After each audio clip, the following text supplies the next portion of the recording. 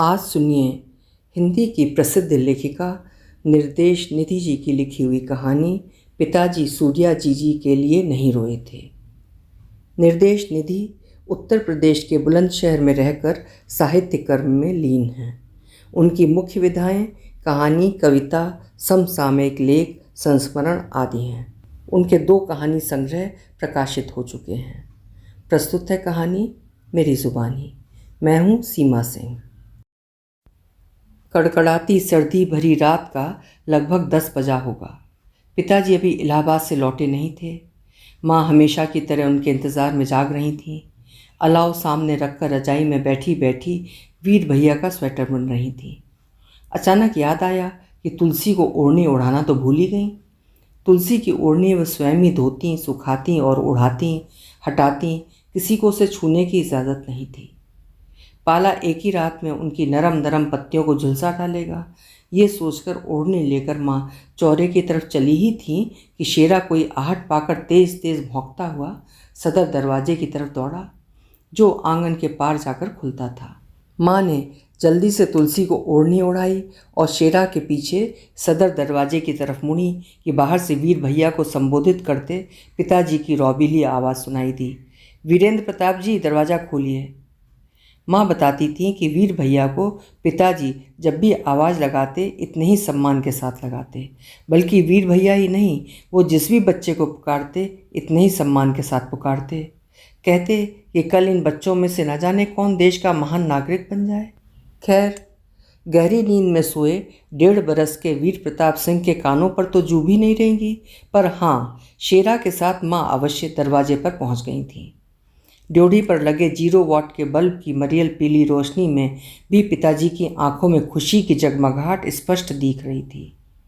माँ ने सोचा पिताजी इलाहाबाद वाली ज़मीन का केस जीत गए हैं, परंतु नहीं, माजरा कुछ और ही था। पिताजी अपनी 6 फुट 2 इंच की ऊंचाई के साथ खुद को कंबल में लपेटे हुए एक तरफ से झुके हुए घर में दाखिल हुए। माँ समझ गई कि इस बार फिर किसी को उठा लाए। पिछले बरस लगभग इन्हीं दिनों इस देसी वंश के शेरा को भी तो अपने ओवरकोट की जेब में रख कर ले आए थे।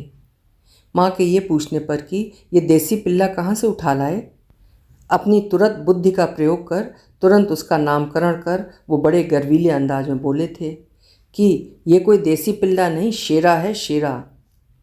उन्होंने बताया कि बंसी कहता था कि उसकी माँ उसे उसके 3 बहन भाइयों को जन्म देने के बाद कड़कड़ाती ठंड सह नहीं पाई थी और उन्हें पिताजी जैसे नरम दिल इंसानों पर भरोसा कर निश्चिंत होकर इस संसार से कूच कर गई थी।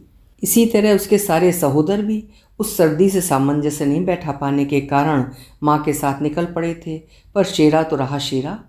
मौत से जद्दोजहद कर उस पर विजय हासिल कर लेने की उसकी ये विशेषता पिताजी को भा गई थी बस, और उसके आगे का जीवन उन्होंने अपने संरक्षण में ले लिया था। 23 बरस की छोटी सी वयस में ही माँ स्वयं 2 बच्चों गौरांगी जीजी और वीर भैया की माँ बन गई थी। पिताजी की लाडली इकलौती बहन हमारे चंद्र कुंवर बुआ की बेटी हमारी सूर्या जीजी भी हमारे घर रहकर ही पल बढ़ रही थी, अतः वो भी हमारी प्यारी माँ की ही जिम्मेदारी थी। वो बड़ी थी तो माँ की थोड़ी बहुत मदद भी करा देती गृहस्थी के कामों में। अपने दोनों बच्चों के हिस्से में ही नन्हे से शेरा को भी खूब समय देना पड़ा था माँ को। अब कौन आ गया, वे यही देखने पिताजी के पीछे पीछे चलीं।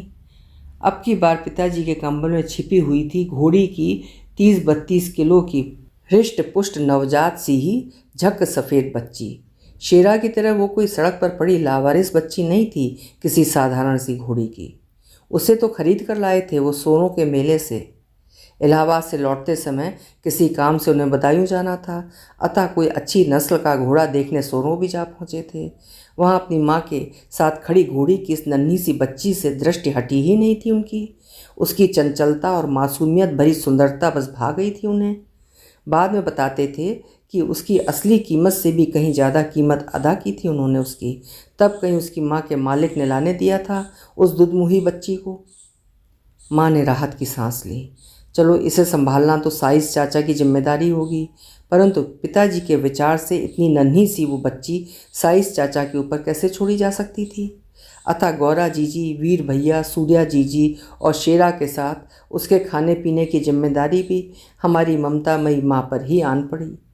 पर माँ की व्यस्तता भरी दिनचर्या में जल्दी जल्दी दिया गया दूध या दूसरी चीज़ें वो सूंघती भी तो नहीं थी। अपनी माँ का हावका मारता उसे और वो बेहद उदास दिखने लगती। माँ पिताजी से उसकी शिकायत तो नहीं करती, हाँ पिताजी को उनकी गलती का एहसास ज़रूर कराती। इतनी नन्ही सी बच्ची को उसकी माँ से अलग कर देने की गलती का एहसास। पिताजी उसकी सूनी सूनी अबोध आंखों को देखते और वो खुद भी दुखी उठते। वाकई उन्हें अपराध बोध होता कि इस नन्ही सी बच्ची को उसकी माँ से अलग करके शायद ठीक नहीं किया था उन्होंने। इसी अपराध बोध से पीछा छुड़ाने के लिए उन्होंने उसे खिलाने पिलाने का काम अपने हाथों में ले लिया। ज़रूरी से ज़रूरी काम भी छोड़कर वे देर तक उसे पुचकारते रहते। पहले पहल तो वो उनके पास भी नहीं आती थी, जैसे अपनी माँ से अलग किए जाने का विरोध जता रही हो उनसे।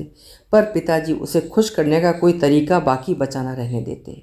वे कभी उसे गले लगाते और वो ठुनक कर दूर भाग जाती, कभी उसकी पीठ सहलाते और वो कूद कर दूर हो जाती, कभी उसके नन्हे नन्हे कत्थई खुरों पर अपनी उंगलियां फेरते और वो पिताजी के हाथ पर अपनी नन्ही सी लात झाड़ देती और पिताजी बस मुस्कुरा कर रह जाते।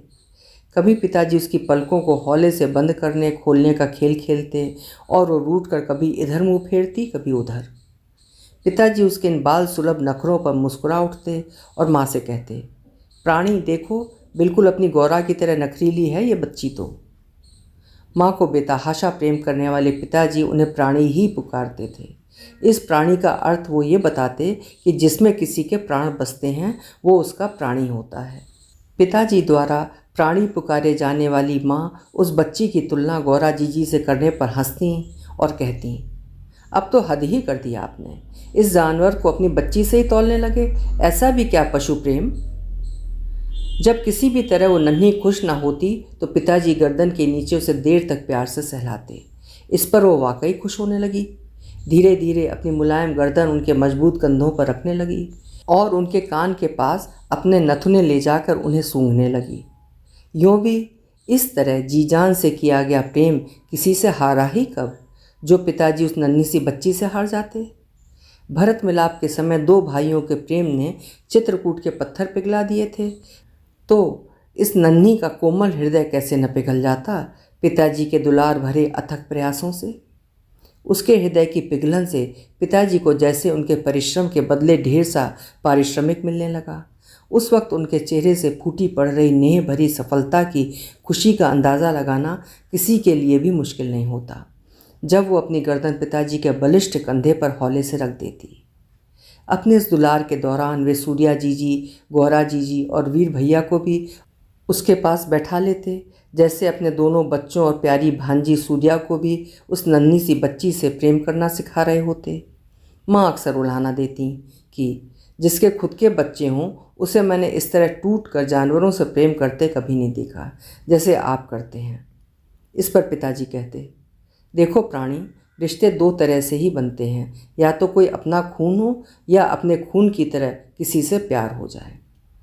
जब इसकी माँ का मालिक इसकी कीमत हद से ज़्यादा मांगने लगा तो एक बार तो मैं इसे छोड़ ही आया था, पर लौट कर आते हुए मन ने एक प्रश्न किया कि उस प्यार की भी कोई कीमत हो सकती है क्या जो उस बच्ची से मुझे हो गया था एक ही नज़र में। फिर कोई तो संस्कार भी रहा ही होगा, समझ लो पिछले जन्म का रिश्ता जैसा कुछ, जो इसे देखते ही मुझे इससे इतना प्यार हो गया कि मैं इसे लाए बगैर सोरों से आ ही नहीं सका। अगले पिछले किसी भी जन्म को न मानने वाले पिताजी के मुंह से ये बात सुनकर पिताजी द्वारा प्राणी पुकारे जाने वाली हमारी माँ कुछ दबी सी मुस्कान मुस्काई। पिताजी ने देखा और इनकी इस मुस्कुराहट का अर्थ समझकर खुद भी इनकी आंखों में देखकर मुस्कुरा ही दिए बस। माँ उसके लिए पिताजी का अनोखा प्रेम जान गई और पति की प्रिय का ख्याल रखते रखते खुद भी उससे प्रेम करने लगी। सुरैया धीरे धीरे पिताजी की खुशबू पहचानने लगी, उनके पास आने की प्रतीक्षा करने लगी। उनकी आवाज़ सुनते ही अपने नरम नरम गुलाबी कान हिलाने लगती, उन्हें सूंघने के लिए अपनी नन्ही सी नाक के नथने फैलाने और सिकोड़ने लगती। अपने खूंटे से बंधी वो अपनी सूत की पतली सी मुलायम रस्सी को खींचकर पिताजी की तरफ आने के लिए व्याकुल हो उठती। ये कहना अतिशयोक्ति नहीं होगी कि इस तरह धीरे धीरे पिताजी उसकी शैशव में बिछड़ी हुई माँ बन गए और वो उसी गति से अपनी बायोलॉजिकल माँ को भूल गई। उस नन्ही सी बच्ची के लिए उसके आने के अगले दिन से ही बकरी का दूध लगा दिया गया था ताकि उसकी हड्डियां चौड़ी और मजबूत हो सकें। शुरू में वो बिल्कुल भी दूध न पीती। पिताजी पहले उसे ठीक से दूध न पिला पाने पर साइस चाचा को डांटते, फिर खुद ही नन्ही सी नाल लाए और अपने हाथों से उसे दूध पिलाते। वो पीती कम, गिराती ज़्यादा। उसके दूध गिरा देने पर भी पिताजी उस पर जरा सा भी न खींचते, बल्कि मुलायम कपड़े से उसका गुलाबी नरम मुंह साफ करते और कहते कि एक दिन ये खूब सारा दूध पिएगी और मांग मांग कर पिएगी। तब देखना बकरी का दूध पीकर इसका 205 हड्डियों का ढांचा 410 हड्डियों के ढांचे जैसा दिखेगा। पिताजी के अथक प्रयासों और विलक्षण लाड़ प्यार को पाकर वो जल्दी ही खाना पीना सीख गई।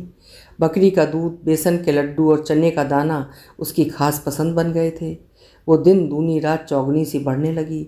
माँ अंगूरी बाई के साथ मिलकर मनो लड्डू बनवाती, वो दिनों में चट कर जाती। सामान्यतः उसका खाना पीना माँ की देख रेख में घर के आंगन के वरांडे में सामने बने तुलसी के चौरे के पास ही होता, क्योंकि वरांडे के पार ही स्टोर रूम था जिसमें उसका खाना यानी लड्डू और दाना रखा होता। जब खूंटे से बंधी नहीं होती तब भी वो संतोषी समझदार बच्ची तुलसी के चौरे के पास ही खड़ी खाना आने की प्रतीक्षा करती। पर जब कभी पिताजी उसके लिए लड्डू लेने स्टोर में जाते और वो अपने चौरे वाली सीमा भूल जाती और अंदर वरांडे में घुसकर उनके हाथ से लड्डू लगभग छीन ही लेती। उसे खाती और खुश होकर अगले दोनों पैर उठाकर प्यार से हिनहिनाती और अपनी धीरे धीरे बड़ी होती गर्दन को उठाकर अपना मुंह उनके कंधे पर रख देती। अब जितने पिताजी खुश होते उतनी ही वो भी होती। इस खुशी के दौरान उसकी आंखें दो बड़े बड़े नायाब हीरों सी चमकतीं। फिल्मी गायिका सुरैया की आवाज़ के फ़ैन पिताजी कहते कि सुरैया से किसी भी तरह तो कम सुरीला नहीं है उसका हिनहिनाना, अतः नाम भी रखा गया सुरैया। वो भी जल्दी अपना सुरीला नाम पहचानने लगी। पिताजी दूर ही से उसका नाम पुकारते, सुरैया। वो तुरंत से पहले उनकी तरफ भाग खड़ी होती और अगले दोनों पैर उठाकर खुशी में सराबोर हो हिनहिनाती। पिताजी उसे देखकर फूले नहीं समाते। पिताजी की लाडली वो झक सफ़ेद सुरीली सुरैया शुक्ल पक्ष के चांद सी दिनों दिन बढ़ने लगी। पहला मीनू नस्ल की होने की वजह से बेहद सुंदर और गुणों की खान तो थी ही वो, सहनशील इतनी कि बड़ी और कड़ी परीक्षाओं को भी कुछ नहीं के बराबर मानती। तेज तर्रारी में भी किसी मुस्टैंग किस्म के घोड़े से 19 तो नहीं थी। घोड़ों की जिस भी प्रतियोगिता में चली जाती दूसरों के लिए प्रतियोगिता दूसरे स्थान से ही प्रारंभ होती और उन्हें उसी में संतोष भी करना पड़ता। प्रतियोगिताओं में उसके द्वारा जीते हुए अनेक उपहार हमारे घर की शोभा, उसका लाड़ प्यार और मान बढ़ाते। उस जमाने में पेट्रोल डीजल से चलने वाले वाहनों का चलन आज के जैसा नहीं था। धनाढ्यों की भी पहली पसंद अच्छी किस्म के घोड़े ही हुआ करते थे। पिताजी की जीप भी कभी कभार ही निकलती। 4-5 घोड़े उनके अस्तबल की शान हुआ करते थे। सुरैया हमारे घर आने वाली पहली घोड़ी थी। पिताजी अक्सर आश्चर्य करते कि जब लगभग 300 प्रजातियों के घोड़े 45 से 55 मिलियन वर्षों पूर्व ही यानी इंसानी सभ्यताओं के होश संभालने से भी पहले अस्तित्व में आ गए थे, तो फिर इंसान ने उन्हें पालतू पशु में परिवर्तित करने में 4000 BC तक आने का लंबा समय व्यर्थ ही क्यों गंवाया। सचमुच बड़ी शान की सवारी है। न प्रदूषण, न हरी भरी वसुंधरा को कोई हानि ग्लानि, इंसान से जुड़ाव भी पूरी तरह भावनात्मक। पिताजी और सुरैया जैसा तो सबको नहीं, फिर भी मोटर गाड़ियों और इंसान के मध्य से बेहतर। सुरैया का ध्यान न रखने पर पुराने साइस चाचा भी पिताजी से अक्सर डांट खा जाते। गौरा जीजी या वीर भैया भी उसके साथ कोई अन्याय नहीं कर सकते थे। तर्क था वो तुम दोनों से छोटी है। 4-4.5 बरस तक उसका पालन पोषण व प्रशिक्षण बड़े ढंग से किया गया। पिताजी अक्सर उसका मुंह खोलकर उसके दांत गिनते। उसके आगे के 12 और पीछे के 24 दांत उसके गुलाबी मुंह में बगलों की श्वेत अनुशासित पंक्तियों से दिखाई देते। लगभग 350 किलो की 65 इंच ऊंची सौंदर्य से भरी नवयौवना श्वेत वर्णा सुरैया जिधर से निकल जाती हर दृष्टि उसकी ओर उठ जाती। भाव चाहे प्रशंसा, ईर्ष्या या कोई और भी होता हो, पिताजी की पसंद थी आखिर, जिन्हें हर बात में विशिष्टता होनी चाहिए होती। उसके बड़ी होने पर भी पिताजी ने उसकी लगाम अपने सिवा किसी को भी कभी नहीं सौंपी। उसे भी पिताजी के सिवा किसी और को सवारी देना कभी नहीं पाया। सुरैया के चर्चे दूर दराज तक फैल गए, जैसे वो कोई साधारण घोड़ी ना होकर राणा प्रताप के चेतक की सहोदरा हो। निसंदेह वो अद्वितीय थी। जब अपनी तीव्रतम गति से दौड़ती तो घर से 50 किलोमीटर दूर धामपुर घंटे भर में पहुंचा देती। पिताजी हैरत में रह जाते, परंतु अब वो घर में सबसे छोटी तो नहीं रही थी।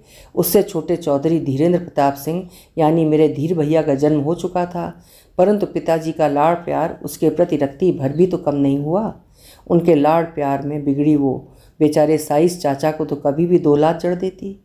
अगर खूंटे से खुल गई तो जब तक अम्मा या पिताजी की आवाज़ उसके कानों में न पड़े उसका किसी के हाथ आना लगभग असंभव था।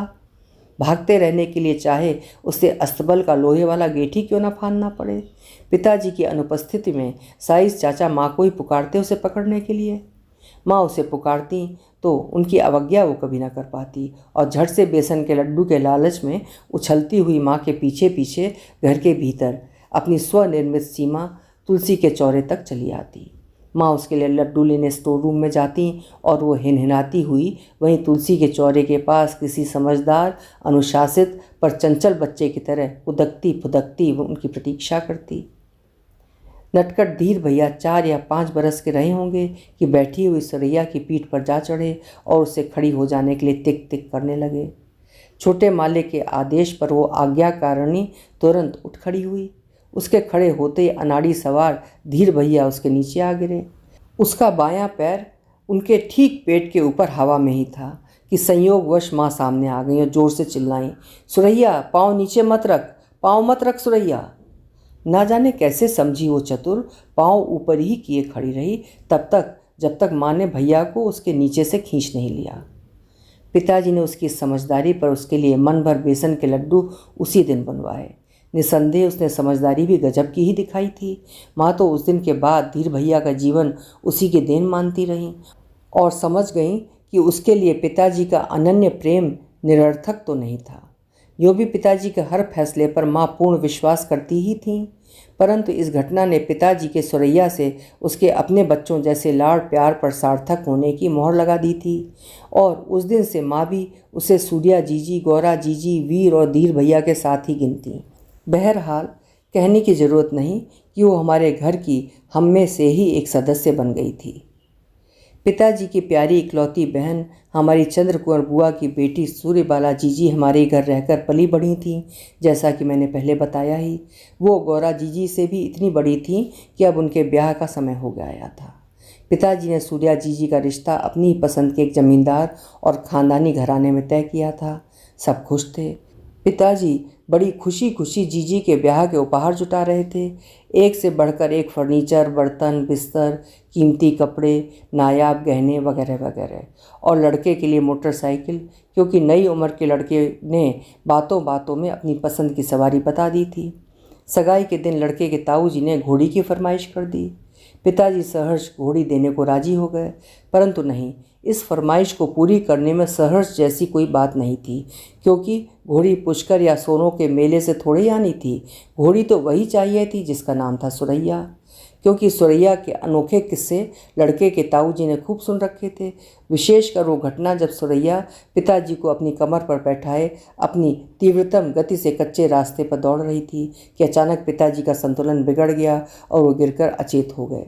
पहले तो पिताजी को उठाने का प्रयास करती रही, फिर असफल होने पर वो अपनी तीव्रतम गति से घर की तरफ दौड़ी और लोहे वाले बड़े फाटक के बाहर आकर जोर जोर से हिनहिनाने लगी। जब किसी ने नहीं सुना तो अपना सिर फाटक में मारने लगी। साइस चाचा ने देखा तो बुरी तरह घबरा गए। फाटक खोला तो अपने मुंह से उनका अंगोछा खींचने लगी। साइस चाचा समझ गए कि पिताजी के साथ कुछ दुर्घटना तो घटी है, जो सुरैया इस तरह घबराई हुई अकेले लौटी है।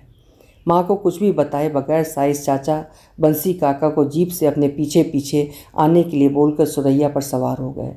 उस दिन सुरैया जिस गति से दौड़ी, साइस चाचा के लिए वो सदा अवर्णनीय ही रहा। उन्होंने साइस चाचा को पिताजी के पास लाके छोड़ा और जोर से हिनहिनाई। पिताजी अभी तक बेहोश ही थे। बंसी काका मोहन ड्राइवर के साथ जीप लेकर पहुंच गए थे सुरैया के पीछे पीछे। उन्होंने पिताजी को जीप में लेटाया और अस्पताल ले गए। साइस काका के लाख चाहने पर भी सुरैया घर की तरफ नहीं मुड़ी थी। वो तो बस जीप के पीछे पीछे पिताजी के साथ अस्पताल ही गई थी और देर तक हिनहिनाती रही। साइस चाचा ने बड़ी मुश्किल से उसे पानी भर पिलाया था।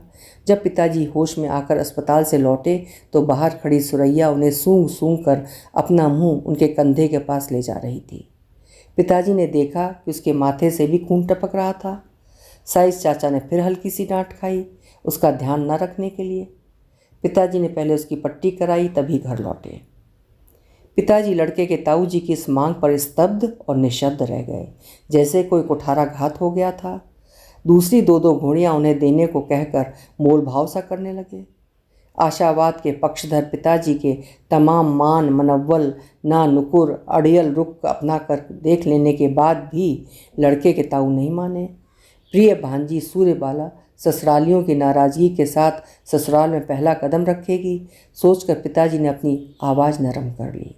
अपने व्यवहार के उलट कृपया, कृपा करके आदि कौन कौन से नरम शब्दों का प्रयोग नहीं किया। जीजा जी के घर में जब से उनके पिता नहीं रहे थे तब से उनके इन मुच्छर ताऊ जी की ही चलती थी, जिन्हें लड़के वाले होने का घमंड मूछे ऊपर रखने को उकसा रहा था। अंततः मरे मन से ही सही पर एक ही विवाह में घर के 2 सदस्य देना निश्चित हुआ। प्यारी बेटी सूर्यबाला के साथ ही विदाई थी घर की लाडली सुरैया की भी। जीजी के विवाह का प्रतीक्षित उत्साह सुरैया के अनायास होने वाले बिछोह से पनपी कड़वाहट के गहरे कुंड में डूब गया था कहीं। पिताजी की नींद उष्टे व्यवहार की हो गई थी। माँ दुखी थीं। सूर्या जीजी, गौरा जीजी, वीर और धीर भैया सबके सब उदास थे। मैं तो खैर पैदा ही सुरैया के चले जाने के बाद गुमी हुई खुशी को ढूंढते उदास माहौल में हुई थी। इसीलिए मेरे नामकरण में सबसे छोटी दावत दी गई थी और मेरी जन्म कुंडली तो आज तक पूरी नहीं हो सकी। उदासी में ही सही पर सूर्या जीजी का विवाह ठीक से संपन्न हो गया। विदाई के समय लड़के के ताऊ जी को वधू ले जाने की अपेक्षा सुरैया को ले जाने में ज़्यादा दिलचस्पी थी। आखिर साइस चाचा उसे अस्तबल से ले आए और उसकी विदाई के लिए लाई गई नई लगाम लड़के के मुच्छर ताऊ जी को सौंप दी।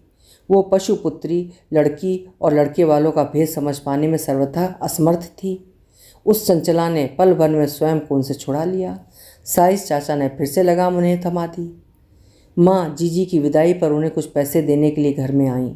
उन्हें घर के भीतर जाती देखकर एक बार फिर वो खुद को छुड़ाकर उनके साथ भागी और इस बार वो तुलसी के चौरे के पास आकर भी रुकी नहीं, जहाँ तक आकर वो हमेशा रुक जाती थी, बल्कि अपनी सीमा से आगे बढ़कर माँ के पीछे पीछे वरांडा पार कर माँ के कमरे तक जा पहुँची, जैसे कह रही हो, माँ मुझे नहीं जाना तुम्हें छोड़कर, यहीं छुपा दो ना मुझे कहीं घर ही में। साइस चाचा फिर उसे पकड़ कर ले गए लड़के के मुच्छर ताऊ जी के पास। उसने फिर से खुद को छुड़ाया और विदाई के लिए खड़े लोगों की भीड़ के बीच से गुजरती हुई पिताजी के पास आ गई और बड़ी दृढ़ता से अपनी गर्दन उनके कंधे पर रख दी, जैसा कि वो अक्सर जिद करते समय करती थी। ठाकुर साहब, ये बेजुबान पशु है, इसकी ओर देखिए, ये और कहीं रह ही नहीं सकेगी हमारे सिवा। पिताजी ने सुरैया को अपने पास रख लेने की अंतिम प्रयास के तहत लड़के के ताऊ जी से विनती सरीखा ये वाक्य कहा, पर ताऊ जी वाकई बेहद अड़ियल और अहंकारी थे। उनकी त्योरियां चढ़ गईं। उन्होंने कंधे पर पड़ा फटका जोर से पीछे फेंका और बोले, हमने तो ज़िंदगी भर एक से एक बिगड़ैल घोड़े काबू किए हैं, इसकी तो औकात ही क्या। आप देना ही नहीं चाहते वो अलग बात है, रहने दीजिए, फिर कोई और सामान भी मत दीजिए।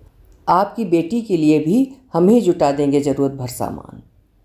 उन्होंने इतना कहा और मुंह फुलाकर अपनी सघन मूँछों पर ताव देते हुए तेज़ तेज़ कदमों से आगे निकल गए। पिताजी को उनके इस अभद्र व्यवहार पर खींचू आई। उन्होंने साइस चाचा से सुरैया की लगाम उन मुच्छड़ के हाथों में सौंपने को कहा, पर सुरैया ने जिद स्वरूप अपनी गर्दन फिर से पिताजी के कंधे पर जमा दी थी। ताऊ जी की बात से खींचे हुए पिताजी ने सुरैया को जोर से डांटा और उसकी गर्दन अपने कंधे से हटा दी। उस मुच्छड़ ताऊ से तो और कुछ कह भी नहीं सकते थे, अतः बेचारी सुरैया पर ही किया गुस्सा। सुरैया बचपन से उनकी बात सुनती, समझती और मानती आई थी। आज्ञाकारिणी ने इस बार कोई विरोध नहीं किया, कान दबा सिर झुकाकर चुपचाप खड़ी हो गई। एक बार तो सूर्या जीजी ने लड़के के ताऊ जी की इस मांग पर उनके यहाँ विवाह करने से ये कहकर इनकार कर दिया था कि अपने प्यारे मामा जी की लाडली सुरैया को जिद्दन मांगने वालों के यहाँ मैं नहीं जाना चाहती, वो तो और भी ना जाने क्या क्या जिद लगा बैठे हैं। तब अपने दिल पर पत्थर रखकर पिताजी ने उन्हें समझाया था, सूर्या बेटी, सुरैया मुझे प्यारी है, पर तुझसे प्यारी तो नहीं। जब मैं तेरा ब्याह उस घर में कर रहा हूँ तो सुरैया को उन्हें देने में क्या हर्ज है? बता, फिर तू तो होगी ही ना वहाँ। तू अपना और उसका दोनों का ख्याल रखना बस। और जीजी एक बार ही में मान भी गई थी, क्योंकि जीजा जी का बड़ा घराना और स्वयं जीजा जी का व्यक्तित्व तो उन्हें भाज हो गया था। पिताजी की डांट खाकर सुरैया ने इस बार अपनी लगाम लड़के के ताऊ जी के हाथों सौंपे जाने पर कोई विरोध नहीं किया, परंतु उस निरीह के अंतःकरण का प्रबल विरोध विवशता की आंच से पिघल तरल होकर उसकी गहरी काली आंखों से टप टप टपक पड़ा। वो जाते हुए मुड़ मुड़कर कभी पिताजी की तरफ देखती तो कभी माँ की तरफ, कभी दबी हुई आवाज़ में हिनहिनाती, इस आशा के साथ कि वो आएंगे और लड़के के संवेदनहीन मुच्छर ताऊ से उसकी लगाम अपने ममता भरे हाथों में ले लेंगे और वो हमेशा की तरह अपने दोनों पैर उठाकर अपनी बाल सुलभ खुशी से सराबोर हो खुलकर हिनहिना देगी। परंतु उन दोनों में से कोई भी उसकी इस विदाई पर उससे नज़र मिलाने का साहस नहीं जुटा सका। सुरैया एक बार फिर से पलट कर आई थी। उसने अपनी गर्दन पिताजी के कंधे पर रखी, जैसे वो हमेशा रखती थी, उससे कुछ अधिक दृढ़ता से, और अपने नथनों को पूर्ण सजग कर उसने पिताजी को उनके कान के पास अपेक्षाकृत कुछ देर तक सूंघा और खुद ही धीरे से पीछे हटी और भारी मन लिए लौट गई। इस बार साइस चाचा भी उसकी लगाम पकड़ते रो पड़े और उसे लड़के के मुच्छर ताऊ को सौंप दिया। हवा पर सवार रहने के आदि सुरैया के पांव ऐसे उठ रहे थे जैसे नाल की जगह किसी ने उसके कत्थई खुरों में चक्की के पाट ठोंक दिए हों। पिताजी अपनी विवशता और उसकी आज्ञाकारिता पर फपक फपक कर रो दिए। दादी के देहावसान पर भी तो कितना रोके रखा था उन्होंने खुद को। किसी ने कोई एक आंसू भी तो नहीं देखा था उनकी आंख में। लोगों ने उन्हें पहली बार अपनी भावनाओं को यूं स्वतंत्र छोड़ते देखा। सूर्या जीजी जैसी प्यारी बेटी की विदाई पर आंसू छलक आना भी कोई अनहोनी बात तो नहीं थी, पर निश्चय ही उस दिन पिताजी सूर्या जीजी के लिए नहीं रोए थे। सुरैया की जिद को हिकारत और पिताजी के आंसुओं को व्यंग भरी नज़र से देखते हुए लड़के के ताऊजी अहंकार भरी मुस्कान मुस्कुराते हुए सीना तान कर सुरैया की लगाम थामे अपनी बड़ी बड़ी मूँछों पर ताव देते हुए सबसे आगे आगे चल रहे थे। इस बार सुरैया ने मुड़कर नहीं देखा। सुरैया जा चुकी थी, पिताजी की लाडली सुरैया। वे उदास हो गए थे। कई दिनों तक खाना नहीं खाया था उन्होंने ठीक से। जिस दिन सूर्या जीजी को ससुराल से आना था उस दिन की प्रतीक्षा बड़ी आशा से करने लगे थे पिताजी कि सूर्या के साथ शायद सुरैया भी आ जाए। जीजी का आना तो हुआ पर सुरैया का नहीं। जीजी ने उल्टा यही बताया कि सुरैया की वहाँ बड़ी शिकायत हो रही है, और मामा जी ताऊ जी तो आंगन में खड़े यहाँ तक कह रहे थे कि जैसी निकम्मी घोड़ी है भांजी भी कहीं वैसी ना निकले ठाकुर भानु प्रताप सिंह की। लड़के के मुच्छर ताऊ की इस बात ने तो तिलमिला ही दिया था पिताजी को, पर बेटी उनके घर में देकर जुबान बंद रखना व्यवस्था हो गई थी उनकी। दरअसल सुरैया जीजा जी के मुच्छर ताऊ जी से इतना चिढ़ गई थी कि उसने उन्हें खुद पर सवार होने ही नहीं दिया। वो जबरन बैठे तो इतना बिचली कि वो धड़ाम से नीचे गिर पड़े। 55 पार की कच्ची पड़ती हड्डियां टूटने से तो बच गईं किसी तरह, पर पूरा पखवाड़ा पड़े रहे थे वो बिस्तर पर ही। इस तरह सुरैया से उनका आंकड़ा आरंभिक दिनों से ही 36 का बन गया। मुच्छर ताऊ की हरकतों से तो यही समझा जा सकता है कि सुरैया ने उन्हें ठीक ठीक समझा था। इसी बर्ताव के पात्र थे वो जो सुरैया कर रही थी उनके साथ। शायद उस घर में विवाह से सूर्या जीजी का इनकार ही ठीक था। वहाँ सुरैया की तो क्या, खुद उन्हीं की कदर नहीं हुई। जीजी ने बहुत कुछ सहा, पर वो मर्यादित परिवार की संस्कारों के डोर से बंधी इंसान की बेटी आजीवन उस परिवार में रहने का साहस जुटा पाई। परंतु सुरैया की अपनी विवशता थी, उसकी अपनी सीमा थी। आखिर वो पशुपुत्री सूर्या जीजी जैसी मर्यादाओं में बंधना कैसे सीख पाती? उसने की तो अपने मन की। मुच्छर ताऊ ही क्या, जीजी की ससुराल के एक भी सदस्य को एक भी बार ढंग से सवारी नहीं दी। बेसन के लड्डुओं पर पलने वाली पिताजी की उस लाडली ने उपेक्षा से डाले गए चारे को सूंघा तक नहीं, भले ही उसका 205 हड्डियों का ढांचा सूख कर मात्र 100 हड्डियों का सा ही क्यों ना दिखने लगा। उसकी इस अनुशासनहीनता पर उसके साथ दुगना दुर्व्यवहार हुआ। उसके दाग रहित झक सफ़ेद रंग के नरम नरम रोए जगह जगह हंटरों की तस्वीर खुद पर उतारे खड़े थे। सूर्यबाला जीजी ने जब हड्डियों का पिंजर बनी उस उदास सुरैया को अपने ससुराल में पहली बार देखा तो लगभग दौड़कर उसके पास गई थीं। वो भी उनकी तरफ भागी थी। जीजी ने उसे खूब पुचकारा, खूब सहलाया और उसे देखकर बेतहाशा रोई थी वे। एक जानवर के कारण रोकर घर में अपशगुन फैलाने के लिए सासू माँ से खूब लताड़ भी पाई थी उन्होंने उस दिन उन्होंने जीजा जी से सुरैया का ध्यान न रखने की शिकायत की थी, जिसके उत्तर में जीजा जी ने कहा था कि इस घर में किसी भी अनुशासनहीन व्यर्थ के इंसान तक की ज़रूरत नहीं है, फिर जानवर की तो बिल्कुल नहीं।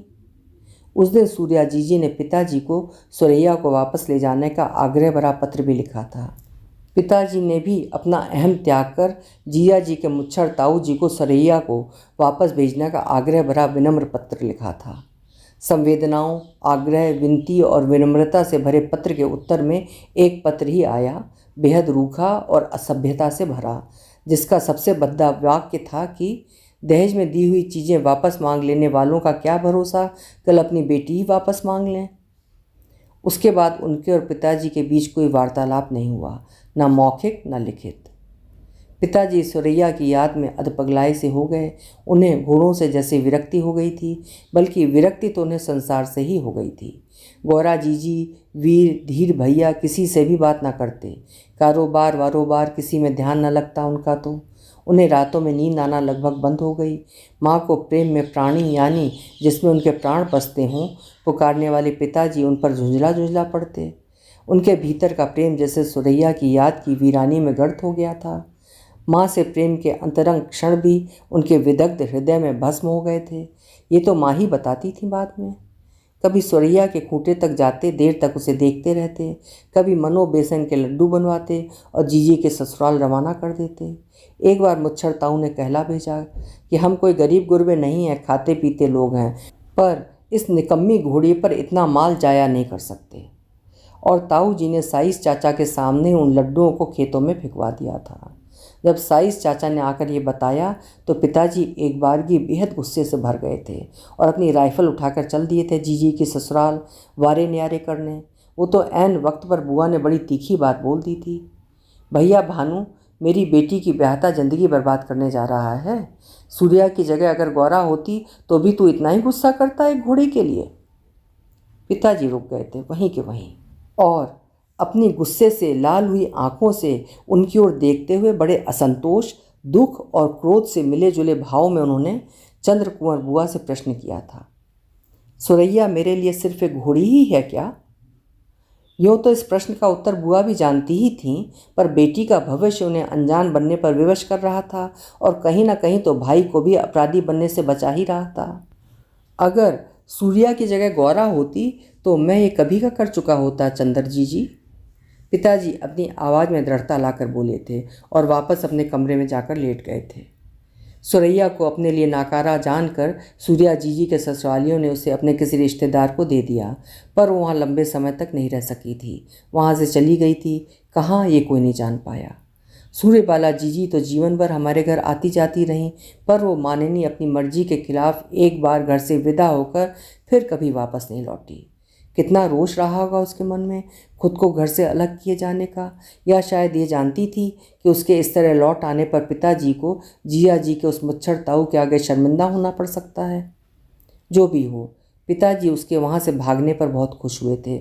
उन्हें कुछ कुछ आशा सी बंधी थी। एक तो ये कि वो उनके अत्याचारों से बच गई थी, दूसरे वो लौट कर जरूर घर आएगी। ये पिताजी का दृढ़ विश्वास था। पिताजी ने 10 दिन बेचैनी से उसके घर लौटने की प्रतीक्षा की। जब वो नहीं आई तो पिताजी उसे कई दिनों तक जंगलों जंगलों शहरों शहरों खोजते फिरे। फिर एक दिन लुटे पिटे से घायल अवस्था में थक हार कर घर लौट आए थे, पूरी तरह निराश होकर। फिर जो उन्हें अवसाद चढ़ा तो बस चढ़ता ही गया। उनका महीनों इलाज कराना पड़ा। कहते हैं कि जब मेरा जन्म हुआ तब पिताजी ठीक होने शुरू हुए, क्योंकि मेरे आरंभिक दिनों में उन्होंने यही माना कि सुरैया मेरे रूप में ही लौट रही थी वापस। तभी तो पिताजी मुझे बेहद प्यार करते थे, भले ही मैं सुरैया के जाने के बाद गुमी हुई खुशियों में क्यों ना पैदा हुई थी। सुरैया के जाने वाले बरस हमारे घर में बड़ी आपदाएं आईं। चैत में सूर्यवाला जीजी का ब्याह हुआ था। बैसाख में खलियान में रखे हमारे कटे कटाई गेहूँ पलों में जलकर राख हो गए। कौन जाने क्यों। धान की बालियों में दाना नहीं पड़ा। माँ इतनी ज़्यादा बीमार हुई कि लगभग मरकर ही जिंदा हुई। हम इलाहाबाद वाली ज़मीन का मुकदमा हार गए और भी न जाने क्या क्या। हमारे छोटे बड़े अनेक नुकसान हुए। यूँ तो मेरा जन्म ही सुरैया के जाने के बाद हुआ था, सो मैंने उसे कभी देखा तो नहीं, पर रोज़ पिताजी से कहानियाँ सुनने के मेरे शौक़ ने, बल्कि लत ने, सुरैया से मेरा परिचय कराया और खूब कराया। रामायण, महाभारत आदि अनेक पौराणिक कहानियाँ सुनाने के बाद पिताजी रोज़ मुझसे सुरैया की कोई चुनिंदा स्मृति साझा करते और फिर बड़े मलाल से कहते, वैसे तो घोड़ों की आयु 25 से 30 बरस ही होती है, परंतु अगर सुरैया मेरे पास रह गई होती तो मैं यकीनन ये दिखा पाता कि अच्छी देखभाल के साथ वो ज़्यादा जी भी सकते हैं। ये कहते हुए उनकी मोटी मोटी आँखों में लगभग रोज ही आंसू तिर आते, जिन्हें वो मुझसे छिपा लेने का भरसक प्रयास करते। अक्सर छुपा भी लेते, कभी कभी उद्दंड होकर वो आंखों से बाहर दौड़ पड़ते और उनकी छोटी सी बेटी के सामने उन्हें कमज़ोर दिल का साबित कर देते। पिताजी की लाडली सुरैया का दर्द अक्सर उनके साथ साथ मेरी आंखों से भी रिस पड़ता। सबकी तरह मुझे भी लगने लगता कि सुरैया मेरे रूप में ही लौट कर आ गई थी घर। इस तरह सुरैया से मेरी घनिष्ठता भी कमोबेश उतनी ही हो गई थी जितनी पिताजी की अपनी। आज जब मैं बड़ी हो गई हूँ तब पूरी तरह समझ सकती हूँ कि कितने प्यार से पाला होगा पिताजी ने सुरैया को, और कुछ बात तो उसमें भी विशेष रही होगी ज़रूर, जो मात्र 10-12 बरस के साथ को पिताजी मरते दम तक नहीं भुला पाए। शायद यही होता है असली प्रेम, जो किसी इंसान या जानवर का भेद नहीं करता। अभी आप सुन रहे थे निर्देश निधि जी की लिखी हुई कहानी पिताजी सूर्या जी के लिए नहीं रोए थे। आशा है पशु प्रेम पर आधारित ये कहानी आपको ज़रूर पसंद आई होगी। कल फिर मिलेंगे। आपका समय शुभ हो।